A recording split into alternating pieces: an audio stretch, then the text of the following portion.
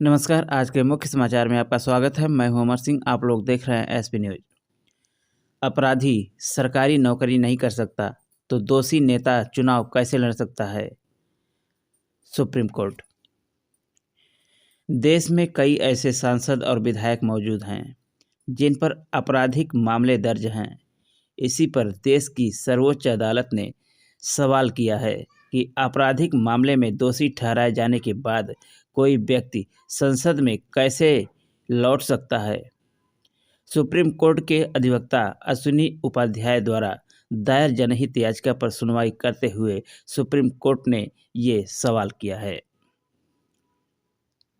जिसमें मांग की गई है कि देश में सांसदों और विधायकों के खिलाफ आपराधिक मामलों के शीघ्र निपटारे के अलावा दोषी नेताओं पर आजीवन प्रतिबंध लगाने का अनुरोध किया गया है। जस्टिस दीपांकर दत्ता और जस्टिस मनमोहन की पीठ ने इसलिए इस मुद्दे पर भारत के अटॉर्नी जनरल से सहायता मांगी है। चुनौती देने पर केंद्र और भारत के निर्वाचन आयोग से 3 सप्ताह के भीतर जवाब मांगा है। कोर्ट ने कहा है कि एक बार जब उन्हें दोषी ठहराया जाता है और दोष सिद्धि बरकरार रखी जाती है तो लोग संसद और विधानमंडल में कैसे वापस आ सकते हैं, इसका उन्हें जवाब देना होगा। इसमें हितों का टकराव भी स्पष्ट है। वे कानूनों की पड़ताल करेंगे। बेंच ने कहा है कि सुप्रीम कोर्ट कानूनों की समीक्षा करेगा। कोर्ट ने और क्या कहा, आइए जानते हैं। पीठ ने आगे कहा है कि हमें जनप्रतिनिधित्व अधिनियम की धारा 8 और 9 के बारे में जानकारी होनी चाहिए।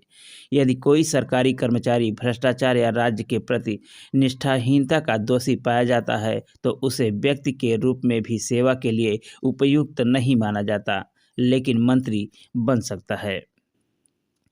ज़्यादातर सांसदों पर चल रहे हैं केस। रिपोर्ट के मुताबिक 543 लोकसभा सांसदों में से 251 पर आपराधिक मामले चल रहे हैं।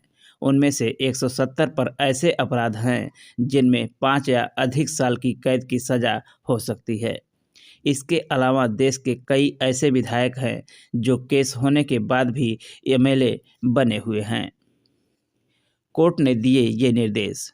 सुप्रीम कोर्ट ने कहा है कि चूंकि एक पूर्ण पीठ 3 न्यायाधीशों ने सांसदों के खिलाफ आपराधिक मामलों के शीघ्र निपटारे पर फैसला सुनाया था, इसलिए खंडपीठ 2 न्यायाधीशों द्वारा मामले को फिर से खोलना अनुचित होगा।